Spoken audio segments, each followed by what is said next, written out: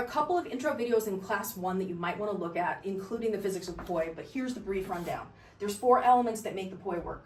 One is velocity. Without enough force, you don't maintain the tension on the leash and you don't get spinning.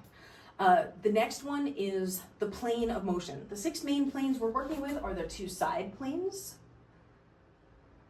The front and the back, and then the floor and the ceiling. Okay, then there's direction of the poi, clockwise. Okay, relative to the artist, clockwise, counterclockwise, overhand opposite, because they're both overhand, but they're opposite each other, underhand opposite, and then you could do that on the different planes as well. And then timing, same time, split time, polyrhythmic time, where one poi in the same interval of time is going many more rotations than the other. Are you holding it on your first 2 fingers? If you decide to pursue this art form, you're probably going to want to get something with knob handles, which is more the standard of the day with fire, especially.